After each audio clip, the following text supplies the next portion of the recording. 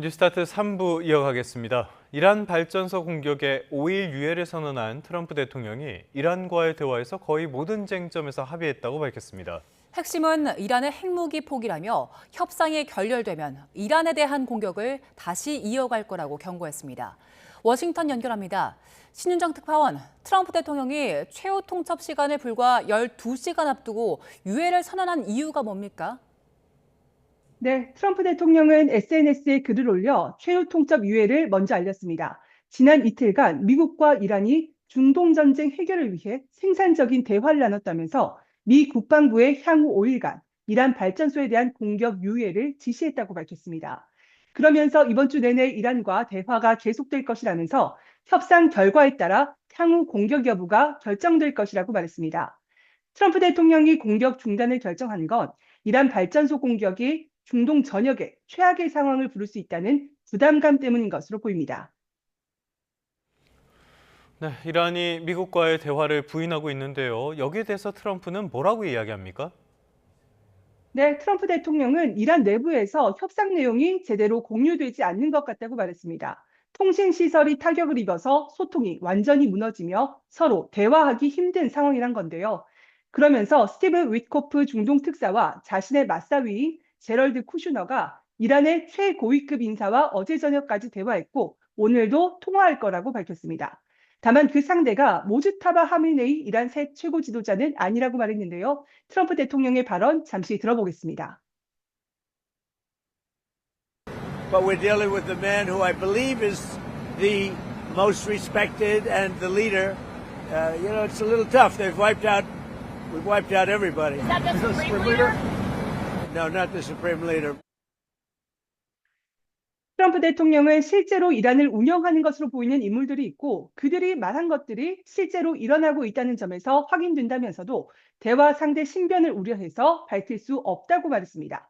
미 온라인 매체 악시오스는 이스라엘 당국자를 인용해서 이란 측 협상 상대가 모하마드 바게르 갈리바프 이란 의회 의장이라고 보도했는데요. 갈리바프 의장은 SNS를 통해서 미국과 어떤 협상도 없었다면서 부인하고 있는 상황입니다. 네, 트럼프 대통령은 이란의 핵무기 포기도 합의에 포함되어 있다고 하면서 협상 불발 가능성에 대해서도 언급했네요. 네, 트럼프 대통령은 15개 정도 쟁점에서 이란과 합의했다며 가장 중요한 조건은 이란의 핵 포기란 점을 수차례 강조했습니다. 그러면서 이란도 핵무기 포기에 합의했다고 소개했는데요. 트럼프 대통령 발언 직접 들어보겠습니다. They want peace. They've agreed they will not have a nuclear weapon, et cetera, et cetera. But we'll see. You have to get it done. But I would say there's a very good chance. 트럼프 대통령은 또 합의가 이루어지면 미국이 이란의 농축 우라늄을 가져갈 거라고 말했는데요. 이란은 평화적 목적의 우라늄 농축 권리를 주장하면서 강하게 거부했던 조건이기도 합니다. 트럼프 대통령은 이란이 이번에는 진지하고 강하게 합의를 원하고 있다며 모두에게 좋은 합의를 이끌어내길 바란다고 말했습니다. 다만 이란의 핵 포기가 없다면 합의도 없다며 협상 불발 시 다시 공격을 이어갈 거라고 경고했는데요. 이 발언도 직접 들어보겠습니다.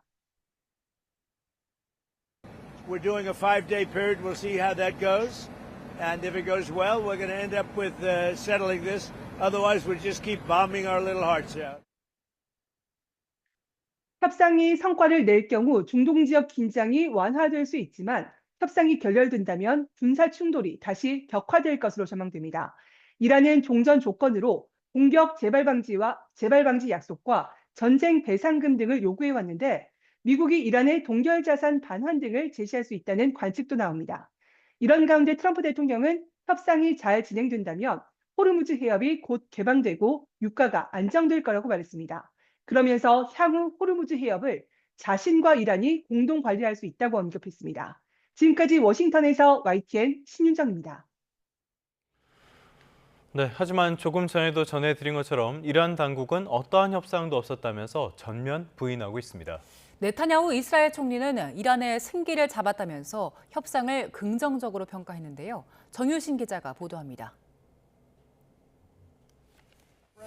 트럼프 미국 대통령은 이란이 먼저 협상을 원했다며 이란 최고위급 인사와 거의 모든 쟁점에서 합의했다고 주장했습니다.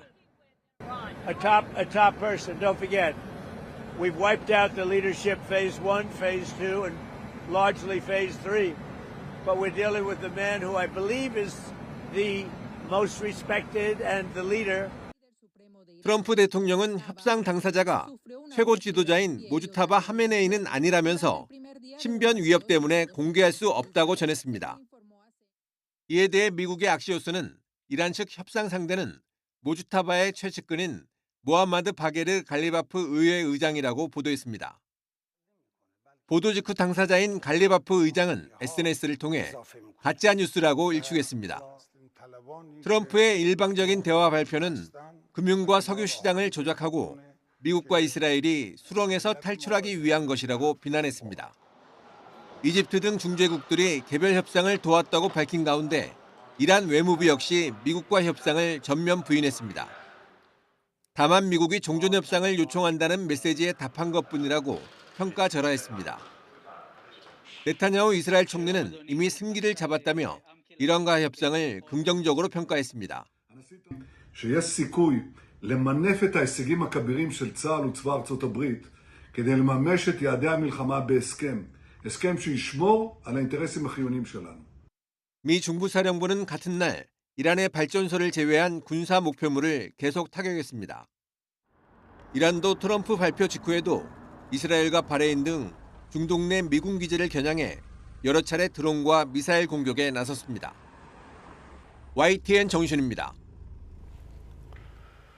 일단 트럼프의 공격 유예 소식에 국제 유가가 급락했습니다. 뉴욕 증시 3대 지수는 상승했고 원달러 환율도 하락했지만 불안감은 여전한데요. 뉴욕 연결해서 자세한 상황 알아봅니다. 이승윤 특파원, 국제 유가가 많이 조정받았네요.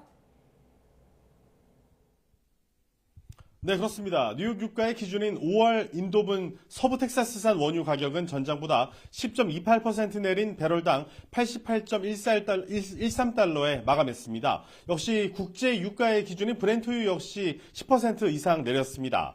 이에 뉴욕 증권거래소에서 우량주 30개로 구성된 다우존스 30, 산업평균지수는 전장보다 1.38% 상승 마감했습니다. 대형주 위주의 S&P 500 지수는 1.15%, 기술주 중심의 나스닥 종합지수는 1.28% 상승했습니다. 이는 트럼프 대통령이 이란의 에너지 기반 시설에 대해 5일 동안 공격을 하지 않을 것이라고 밝히면서 투자 심리가 빠르게 개선된 영향입니다. 투자 자문사인 KKM 파이낸셜은 이란 전쟁으로 극심한 불확실성과 상당한 과매도 구간에 있었던 주식시장이 마침내 출구를 찾았다고 짚었습니다. 그러면서 중동의 평화를 위한 기반이 마련된다면 뉴욕 증시는 사상 최고치로 다시 갈 수 있을 것으로 평가했습니다. 모든 업종이 일제히 강세를 나타냈는데 특히 여행주가 상승세를 주도했습니다. 델타항공과 로열 캐리비언 크루즈는 각각 2%, 5% 이상씩 올랐고 힐튼 월드와이드 홀딩스도 2% 이상 상승했습니다. 원달러 환율도 뉴욕 장에서 1,486.7원에 거래를 마치면서 1,500원 선 아래로 내려갔습니다. 하지만 경제 전문가들은 아직 안심할 상황이 아니라고 경고하고 있는데요. 직접 들어보시죠. I don't know that volatility is going to start to subside anytime soon. 20 years or less in the market, that we were experiencing an unusual period for investors of low volatility and strong markets. That is not the norm. 네, 아직 불확실성이 크다 보니까 미국에서는 이제는 금리를 높여야 되는 것이 아니냐 이런 이야기까지 나오는 것 같아요. 어떤 이야기들 나옵니까? 네, 연준 내 주요 인사로 꼽히는 미국 시카고 연방준비은행의 오스탄 굴스비 총재는 인플레이션이 통제 불능 상태로 흘러간다면 금리를 올려야 하는 상황도 생각해 볼 수 있다고 말했습니다. 굴스비 총재는 CNBC 방송에 출연해 유가 충격은 역사적으로 볼 때 고물가 속에 이 경기 둔화를 뜻하는 스태그플레이션 방향으로 갔다고 짚었습니다. 이어 이런 게 바로 중앙은행 입장에서 가장 대응하기 불편한 상황인데 이란 전쟁 상황이 어떻게 전개되고 얼마나 더 이어질지에 모든 게 달려있다고 설명했습니다. 또 연말에 이 금리 인하를 할 수 있을 것이란 낙관론을 유지하고 있지만은 이번 전쟁 사태는 계획에 분명히 큰 차질을 초래한다고도 지적했습니다.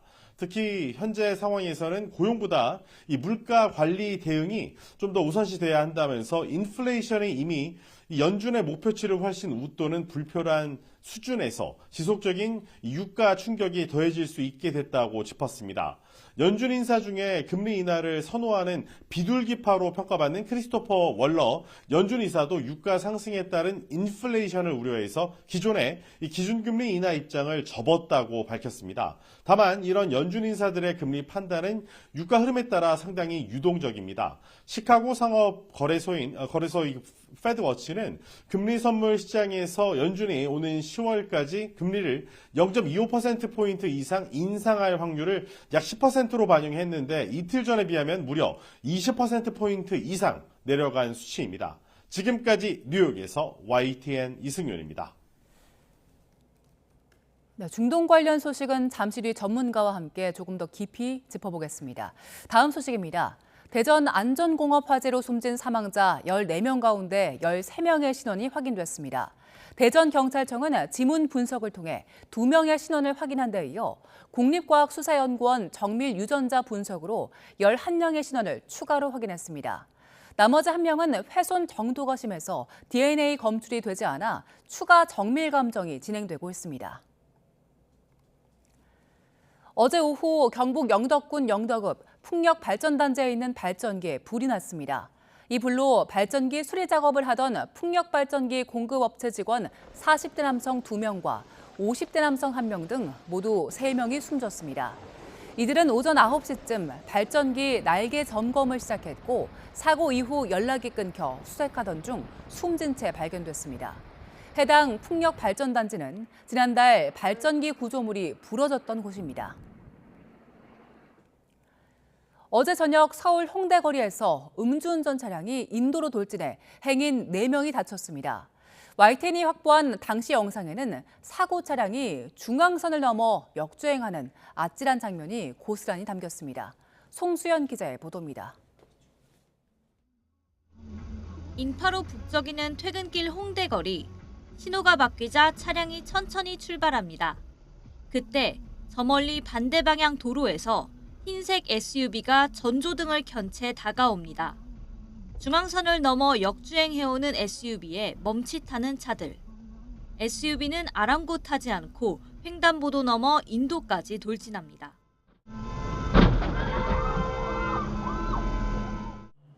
차량 경보음과 행인들의 비명으로 일대는 순식간에 아수라장이 됐습니다. 사고 차량은 이렇게 횡단보도 기둥까지 부수며 인도로 들어와 지하철역 출구 앞에서 멈춰섰습니다. 돌진해온 차량에 20대 일본인 여성이 다리에 중상을 입는 등 행인 4명이 다쳤습니다. 제가 저기 있었다면 과연 대응을 할 수 있었을까라는 좀 무서움도 많이 들었었고요. 지나가던 행인 중에 다친 사람이 있진 않을까 좀 걱정도 들었고. SUV 운전자 50대 남성은 당시 혈중 알코올 농도 면허 취소 수준의 만취 상태였던 거로 드러났습니다. 경찰은 남성을 음주운전 현행범으로 체포했습니다. 지난해 11월 동대문역 근처에서 횡단보도를 건너던 일본인 모녀가 음주 차량에 치인 지 반년도 지나지 않아 비슷한 사고가 나며 불안이 이어지고 있습니다. 밤 9시 10분쯤엔 서울 신촌동 장미 아파트에서 불이 났습니다. 12층에서 불이 나자 아파트 안에 있던 주민 75명이 급히 몸을 피하면서 다친 사람은 없었습니다. 1시간여 만에 불을 끈 소방당국은 집 베란다에서 불이 시작한 거로 보고 있습니다. YTN 송수연입니다.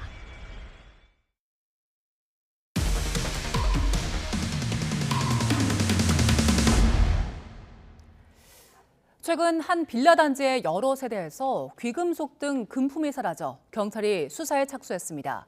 인근 CCTV에는 복면을 쓴 남성이 찍힌 걸로 확인됐습니다. 정영수 기자의 보도입니다. 설 연휴였던 지난달 16일, 어두운 빌라 단지에서 한 남성이 급하게 뛰어나오더니 갈팡질팡합니다. 자세히 보니 복면까지 쓴 남성은 손으로 머리를 가린 채 허리를 숙여 몸을 피합니다. 이후 건물 뒤편 CCTV가 없는 야산으로 사라졌는데 이후 한 세대에서 세뱃돈과 금반지 등이 없어졌다는 신고가 경찰에 접수됐습니다. 신권을 찾아다 놨는데 이게 없으니까 집사람이 집가만 이제 반지 넣는 데를 보고 이렇게 확인을 해보니까 이제 반지가 없어지니까 이렇게 없어졌구나. YTN 취재 결과 이 빌라 단지에서 금품을 도난당했다는 신고는 2달쯤 전인 지난해 12월 말에도 들어왔던 것으로 확인됐습니다. 그 사이 같은 빌라 단지에 있는 다른 집 3곳에서도 비슷한 피해를 당한 것으로 파악됐습니다. 2달 가까이 이곳 빌라 단지에서 모두 5가구가 금품을 도난당했습니다. 하지만 범인의 행방은 여전히 오리무중입니다. 일부 침입한 발자국 등이 남기도 했지만 집을 어지럽히지 않고 귀중품만 쏙 골라가 대부분의 피해자는 뒤늦게 도난 사실을 알았습니다. 베개 밑에 이렇게 놓는 위치, 그 옆에 조그마한 보석함이 다 그냥 그대로 있었어요. 열었을 때 그냥 당연히 있겠거니라고 생각할 정도로 아무런 흔적이 없었어요. 경찰은 이 남성이 인근 야산을 통해 도주한 것으로 보고 있는데 특히 변장한 뒤 하산했을 가능성도 염두에 두고 수사 범위를 넓히고 있습니다. YTN 정영수입니다.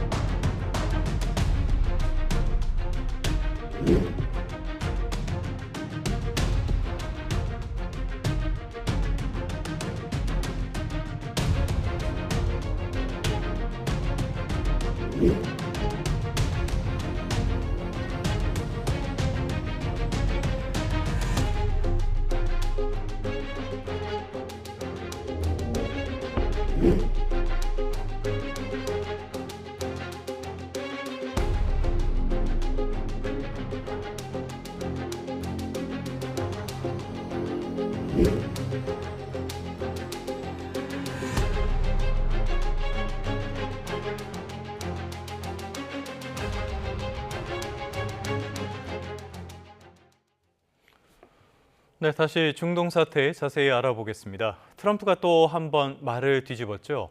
이번 전쟁이 외국어 국면으로 바뀔지 주목되는데요. 이란에서는 협상 자체를 부정하면서 불확실성이 여전하다는 평가가 나옵니다.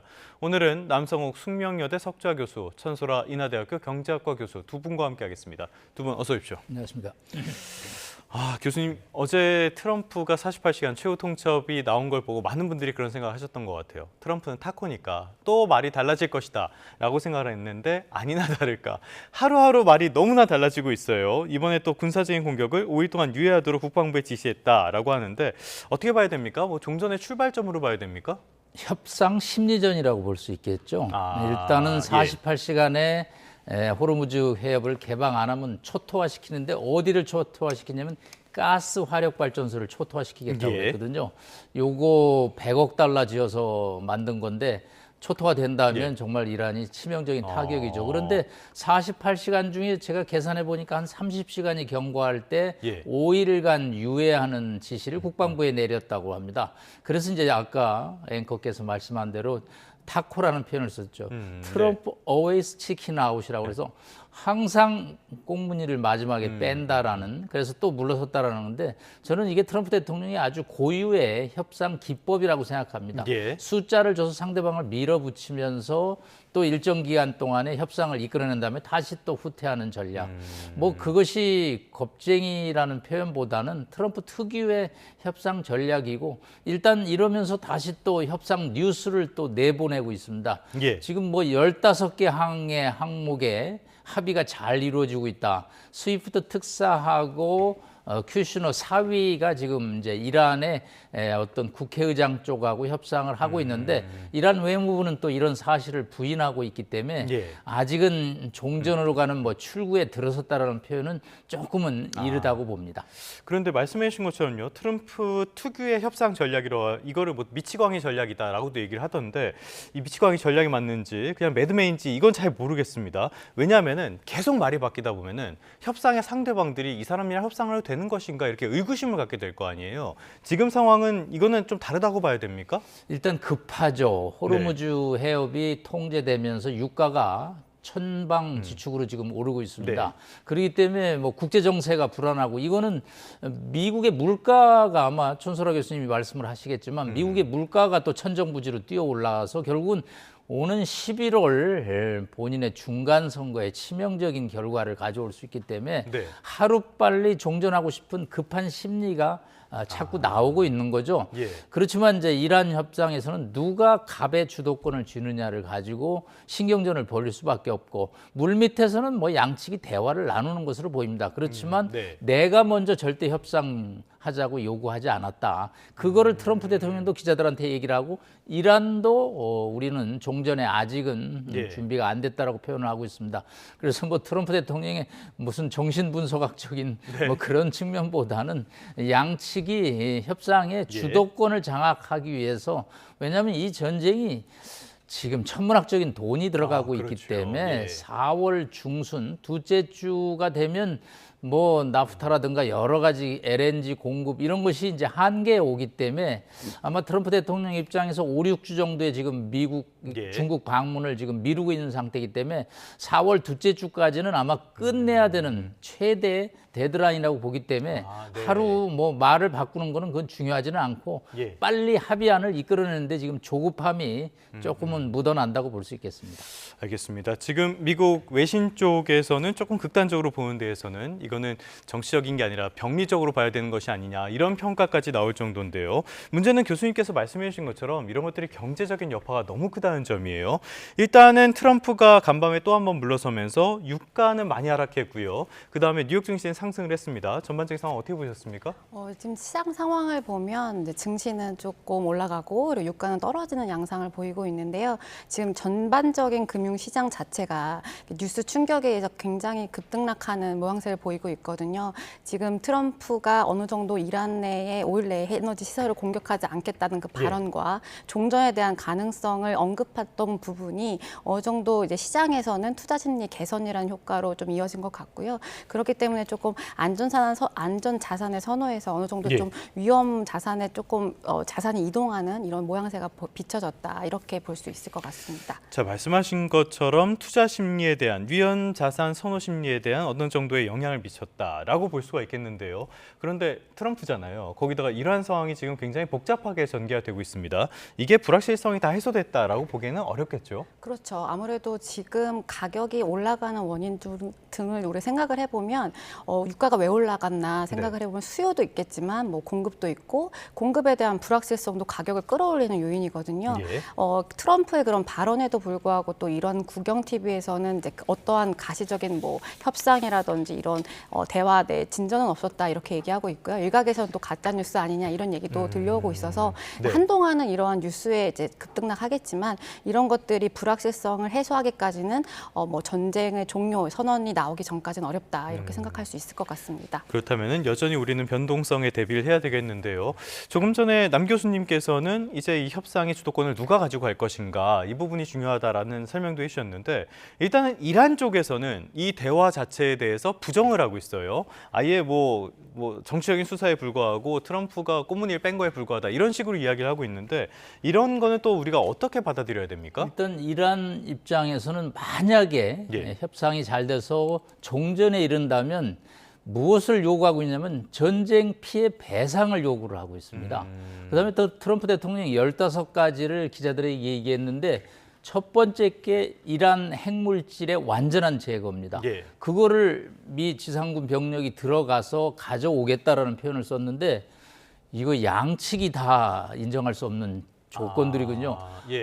트럼프 대통령 입장에서는 자신들이 공격했는데 거기에 대해서 배상금을 지불한다? 있을 수 없거든요. 배상금은 진나라가 보통 주지 않습니까? 그런 상황이죠. 본인 승전, 종전의 조건이 이겼다라는 건데 그걸 부인하는 행태를 할 수는 없고요. 두 번째, 450kg의 고농축 우라늄이 이번 전쟁의 발발 원인이라고 트럼프 대통령이 얘기를 했습니다. 2주만 지났으면 핵탄두가 완성된다는 표현을 썼는데 그거를 가지러 간다. 그리고 이란 정부가 그걸 허용한다. 이란 입장에서는 이건 있을 수가 없는 일이거든요. 그렇기 때문에 어느 정도 선에서 뭐 이렇게 무마를 시키긴 하지만 너무 지금 양측이 내세우는 조건이 첨예해서 접점을 찾기는 쉽지 않습니다.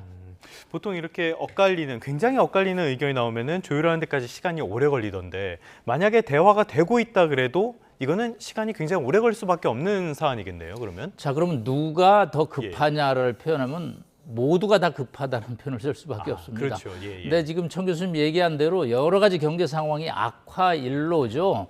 뭐 트럼프 대통령의 발언 일희에 따라서 주가 시장, 환율 시장이 맞습니다. 요동을 치고 있죠.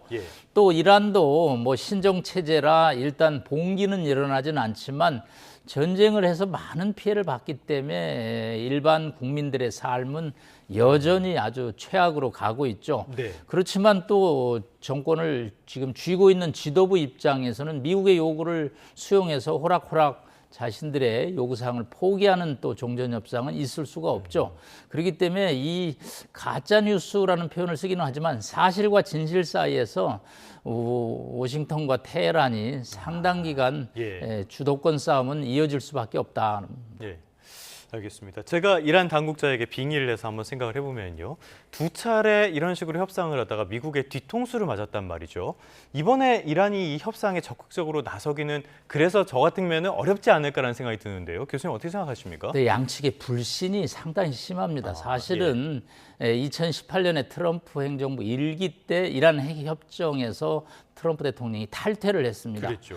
그 뒤에 이제 이란이 고농축 우라늄 농축을 가속화시켰고요.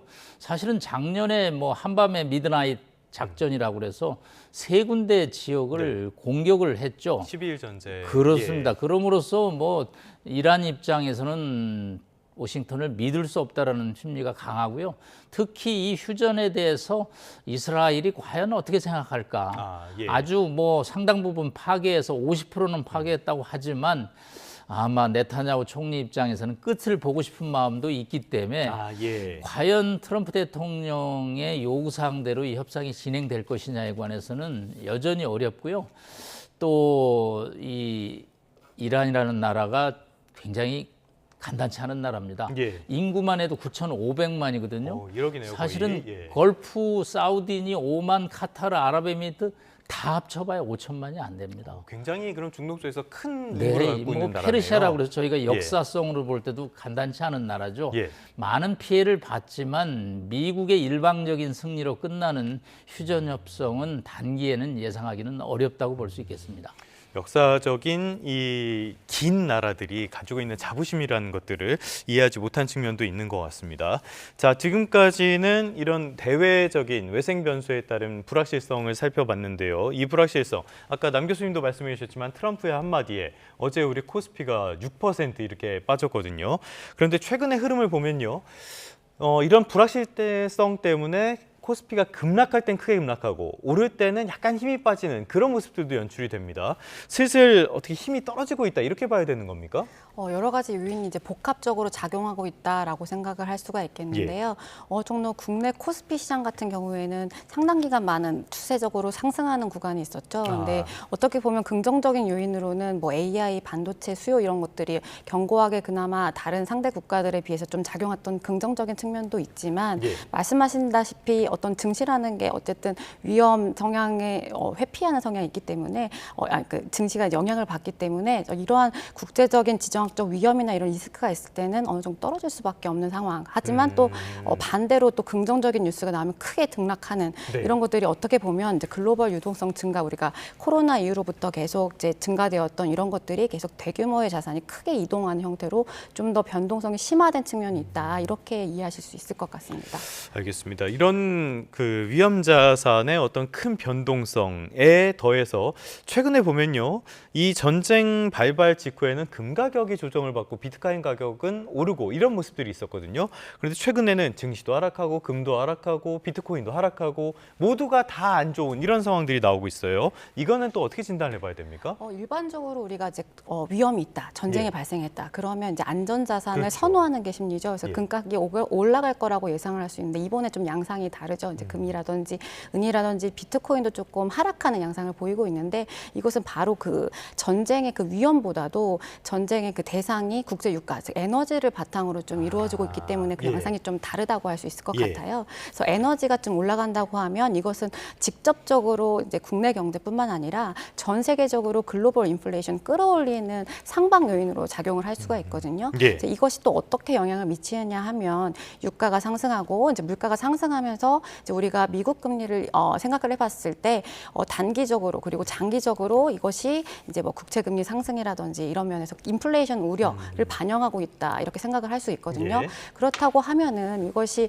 이제 앞으로 이제 미국이 금리를 내리기는 좀 더 어렵지 않겠는가, 혹은 금리 인상을 좀 열어둘 수 있겠다라는 이렇게 좀 시장의 신호가 있을 거라고 생각을 할 수가 있겠고요. 네, 이것 네. 때문에 이제 우리가 달러랑 이제 금이랑 비교했을 때 어쨌든 금은 또 이자를 주지 않는 상품이기도 하고 예. 또 국제 결제가 석유가 이제 달러로 결제되기 때문에 이런 석유 재화에 대한 달러 결제 수요도 증가하면서 네. 이제 달러는 올라가는 이렇게 자산별로 예. 조금 더 차이가 존재하는 방향성으로 움직이고 있다 네. 이렇게 이해할 수 있을 것 같습니다. 자, 조금 전에 달러 말씀을 해주셨는데요. 지금 달러화에 대한 가치가 올라가면서 상대적으로 엔화 그리고 우리 원화 이런 가치는 급락을 하고 있어요. 특히 우리 가치가 문제인데 원달러 환율이 어제 종가가 1,510원마저 넘어섰습니다. 물론 간밤에는 좀 조정을 받았지만 여전히 1,480원대란 말이죠. 고환율 이런 것들이 시장은 물론이고 우리 경제에도 많은 영향을 미치게 될 것 같은데요.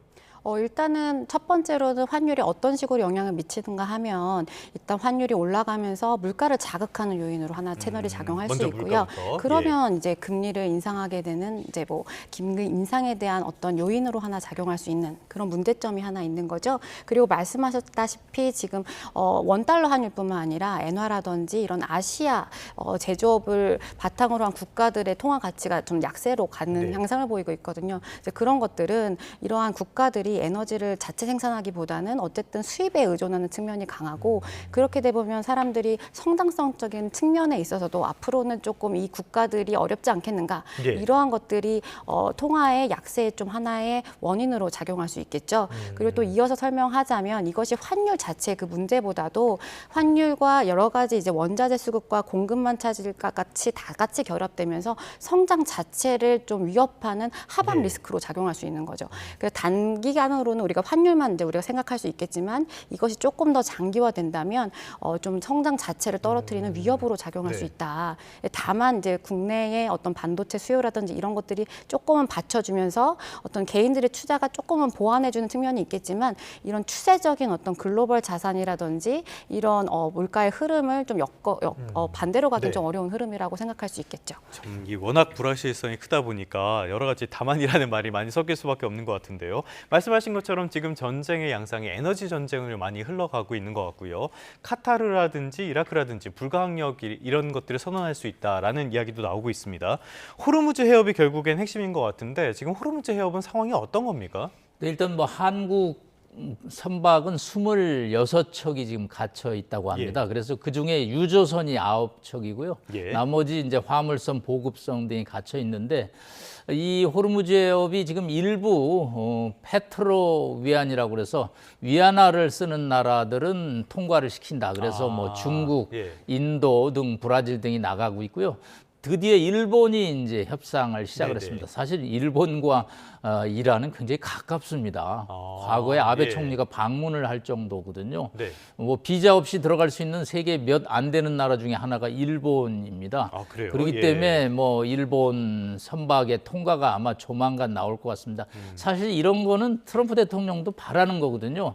왜냐하면 호르무즈 해협이 정상화돼야지만 글로벌 에너지 전쟁이 발생하지 않는 거거든요. 예. 그렇기 때문에 뭐 모든 국가가 개별적으로 알아서 협상을 해서 빠져나가는 거는 바람직하죠. 저희 조연 외교부 장관이 이란 외교부 장관과 이제 소통을 했다고 합니다. 네, 통화를 했다고. 네, 그래서 예. 빨리 저희도 9척의 유조선부터 빠져나와야 됩니다. 우리가 지금 손 놓고 있을 때는 아니고요. 네네. 그런 차원에서 이제 전 세계가 각자 도생으로 이란과 맨투맨으로 협상을 해서 빠져나온다면 뭐 트럼프 대통령도 호르무즈 해협에서 기름값 공급이 자동으로 잘 되면 예. 뭐 이란 문제에 대해서 스트레스를 받을 가능성이 점점 줄어들고 있겠죠. 네. 우리도 일본과 이란 관계를 말씀해 주셨는데 우리나라에도 곳곳에 테헤란로가 있고요. 관계가 좋지 않았었습니까? 네, 70년대 아주 좋았죠. 테헤란 시내도 이제 한국 거리가 있을 정도입니다.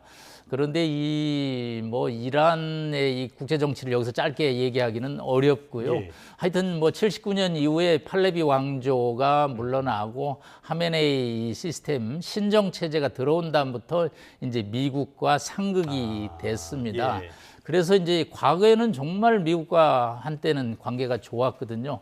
그런 이제 이란이 지금 전쟁을 하는 상황이라 국제 정치에는 정말 영원한 적도 영원한 친구도 없다라는 말이 나오고 있는데 한 가지 아쉬운 점은 미국의 뭐 이란 전쟁의 3대 5판이라는 표현을 씁니다. 네. 아니 과거에 그렇게 가깝게 지냈는데 그렇게 정보가 없었나? 이란을 쳐서 이 전쟁이 본인의 원하는 목적을 달성할 수 있을까? 그런 판단에 관해서 굉장히 아쉬운 측면이 있는데 하나의 재미난 거는 이 판단의 근거가 이스라엘 정보기관 모사드라는 예. 거죠. 모사드 입장에서는 3대 5판 중에 하나인 신정 체제가 무너지기 위해서 국민들이 길거리로 나와서 네. 봉기를 일으킬 거다. 네. 그런데 봉기를 일으키려고 나올래도 폭탄 맞아서 나올 수가 없습니다. 그렇기 때문에 지금 이제 책임론, 전쟁이 장기화되는 책임론을 둘러싸고 모사드가 세계 최고의 정보기관 모사드가 지금 쉽게 말해서 비난의 대상이 되고 있는 것은 또 아이러니라고 볼 수 있겠습니다. 말씀하셨던 것 같은 3대 5판, 지금 외신에서는 굉장히 크게 다루고 있는 문제인데 이스라엘 쪽의 정보가 잘못됐다 이런 평가가 나온다는 거잖아요. 그렇다면은 지금 이런 잘못된 정보로 개전을 하고 지금 이스라엘 쪽의 피해도 만만치가 않은데 그렇다면 네타냐후 총리의 입지에도 문제가 생기는 거 아닙니까? 네, 사실은 워싱턴을 설득하는데 네타냐후 총리가 결정적인 역할을 했죠. 자, 2주면 전쟁 끝날 수 있고 그리고 또 국민들이 일어나서 신정 체제를 무너뜨릴 수 있다. 그러면 이제 친미 국가로 바꿀 수 있다. 트럼프 대통령은 이런 논리에 사실은 귀가 혹했거든요. 사실은 뭐 2주면 핵탄두가 완성된다라는 핵물질의 임박성, 그 임박성을 가지고 국제정치학에서는 지금 논란이 있습니다. 이게 임박한 위협이냐 미국에 임박하지 않다라는 게 이제 학계는 얘기죠. 그래서 청문회에서도 정보 당국자가 나와서 임박하지 않았었다라고 얘기하지 않았습니까? 게보드 국가안보국장이 나와서 임박하지는 않았지만 전쟁 결정은 대통령이 한다라는 아주 아리송한 말을 국회에서 했습니다. 서로 책임을 지는. 그렇기 때문에 이게 이란 문제가 간단하게 이렇게 하메네이는 폭사했지만 모주타바가 얼굴은 보이지 않지만 그림자 정치를 여전히 하고 있기 때문에 이 이란 문제가 미국이 원하고 이스라엘이 원하는 방식으로 일방적인 승리를 선언하는 종전협상은 여전히 간단치 않은 문제라고 볼 수 있겠습니다. 어떻게 보면 수렁으로 빠져드는 것 같은데요. 아까도 말씀드렸지만 결국에 문제는 우리 경제에 미치는 영향이라고 볼 수가 있겠습니다. 지금 문제 가운데 또 하나가 이 원유 수급이 원활치가 않으면서 나프타, 이 재고가 3주밖에 안 남았다고 해요. 그래서 LG화학의 여수 2공장이 가동을 중단했다 이런 소식도 들어와 있는데 일단 나프타가 왜 중요한 겁니까? 나프타는 이제 원유를 정제해서 만드는 이제 우리가 포장지라든지 어떤 페트병이라든지 플라스틱 용기에 사용되는 제품인데요. 이것이 이제 사실은 우리가 전체 생산량, 소비량의 다 우리 자체 생산을 하는 건 아니고 한 절반 이상을 수입에 의존하고 있거든요. 지금 해협이 어느 정도 봉쇄가 되면서 이러한 공급망 차질이 지금 좀 어느 정도 가시화되는 부분이 나프타의 관련 산업업계입니다.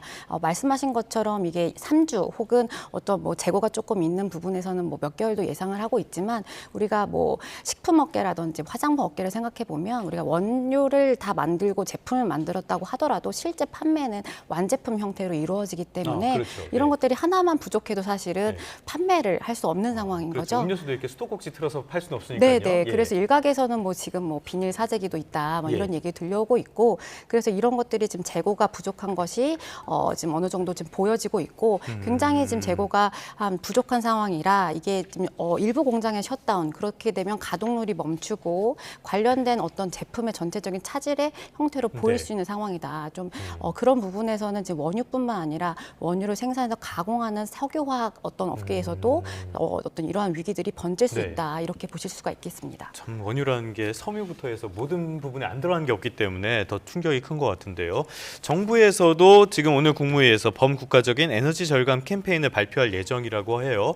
그러면서 4월에 오일 쇼크가 오는 것이 아니냐 이런 위기설에 대해서는 진화에 나섰는데 어떤 논리로 진화를 하는 겁니까? 어쨌든 지금 정부 입장에서는 시장에 시그널을 줘야 되죠. 더 이상 위기가 더 증폭되지 않도록. 그래서 우리가 이게 4월 위기가 사라졌다고 보기보다는 어느 정도 단기간에는 수급 물량을 조금 더 조절할 수 있는 여력이 있다라고 보는 게 더 바람직할 것 같고요. 그럼에도 불구하고 이게 뭐 IEA와 공조를 통한 비축량이라든지 지금 현재 국내 업계가 가지고 있는 재고를 따져봤을 때 수출을 봉쇄한다고 해도 사실은 이것이 그렇게 여유가 뭐 몇 개월 이상 지속된다면 충분치 않은 상황입니다. 이미 정부도 어떤 위기를 격상을 시켰고 이제 말씀하신 것처럼 오늘 뭐 에너지 위기에 대응하기 위한 전략들을 고심하고 있는데 이것이 어떻게 보면 우리가 시장에서 가격을 결정할 수 있는 그러한 파워가 우리 자체에 있는 것이 아니라 글로벌 인플레이션에서 이제 이제 유발된 요인이기 때문에 어떻게 보면 가격 그 자체보다도 이제 이 위기를 함께 대응할 수 있는 수요 억제를 할 수 있는 노력들이 어떻게 보면 조금 더 필요하지 않을까 이러한 측면에서 얘기해 볼 수 있다 이렇게 생각할 수 있을 것 같습니다. 알겠습니다. 그렇기 때문에 이제 중요한 거는 앞으로 어떻게 될 것인가 이 부분일 것 같은데요. 남 교수님 보시기에는 이번에는 유예입니다. 이제 오일이 또 다가올 텐데 어떻게 전개될 걸로 예상을 하십니까? 오일은 지켜지지 않을 거라고 감히 단언할 것 같습니다. 4월에 첫째 주, 둘째 주가 관건이라고 볼 수 있겠습니다. 왜냐하면 지금 나프타 얘기를 청 교수님 하셨듯이 에너지의 수급에 지금 마지노선이 점점 가까워지기 때문에 이란 입장에서는 서둘러서 협상을 할 이유는 없는 거죠.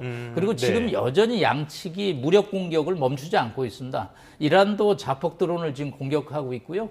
또 트럼프 대통령 2,500명의 해병대 병력을 지금 파병하고 있습니다. 그렇기 때문에 양측이 여기서 공습을 중단하는 그런 조치를 취하지 않죠. 그렇기 때문에 호르무즈 해협은 여전히 이제 불안하고요. 여러 가지 6대 요구안, 15대 협상안 등이 나오고 있지만 저런 얘기가 나온다라는 것은 지금 이제 만나기는 시작했구나, 물밑에서. 그렇지만 서명을 하는 정도는 여전히 시간이 갈 것으로 봅니다. 알겠습니다. 말씀하신 것처럼 당장 내일 자고 일어나면은 다른 소식이 들어와 있을 수도 있으니까요. 상황을 계속 지켜보도록 하겠습니다. 지금까지 남성욱 숙명여대 석좌 교수, 천수라 인하대학교 경제학과 교수 두 분과 함께했습니다. 오늘 말씀 고맙습니다. 감사합니다.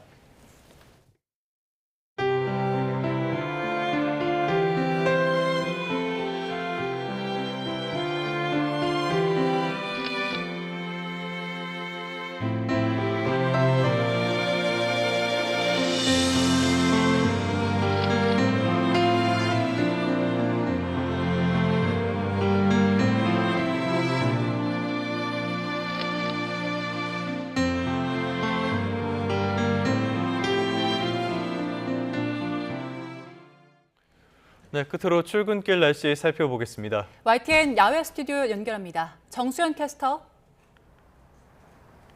네, 정수연입니다. 네, 계속 따뜻한 봄 날씨가 이어지고 있는데 오늘은 어떻습니까? 네, 갈수록 봄 기운이 짙어지고 있습니다. 어제만큼은 아니지만 오늘도 서울 낮 기온이 17도까지 오르겠고요. 평년보다 4도 정도 높아서 온화하겠습니다. 다만 아침 저녁으로 일교차가 크게 벌어지는 만큼 옷차림에 신경 쓰셔야겠습니다.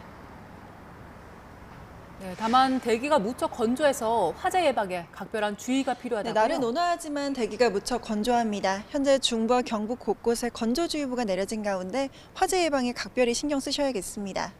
그럼 먼저 자세한 지역별 현재 기온부터 살펴보도록 하겠습니다. 우선 오늘은 아침에도 쌀쌀함이 덜한데요. 이 시각 서울의 기온이 8.5도로 어제보다 또 예년보다 4, 5도 정도 높게 출발하고 있고요. 그 밖의 지역은 대전이 6.5도, 창원은 7.4도 보이고 있습니다. 낮 기온도 크게 오르겠습니다. 서울이 17도, 대전 19도, 광주는 20도가 예상됩니다. 오늘 제주도에는 늦은 밤부터 비가 시작되겠고 그 밖의 지역은 구름만 많거나 흐리겠습니다. 제주도는 내일 낮까지 비가 이어지겠고요. 그 밖의 내륙 지역은 당분간 맑고 따뜻한 봄 날씨가 이어질 전망입니다. 오늘 서쪽을 중심으로는 종일 공기가 탁하겠고 현재 대구에는 초미세먼지 주의보가 내려진 가운데 아침까지 그 밖의 남부지방도 먼지 농도가 짙게 나타나는 곳이 많겠습니다. 출근길 미세먼지용 마스크 챙겨서 나오시기 바랍니다. 지금까지 YTN 정수현입니다. 네, 3월 24일 YTN 뉴스타트 모두 마무리하겠습니다. 잠시 뒤 뉴스업이 이어집니다. 시청해주신 여러분 고맙습니다.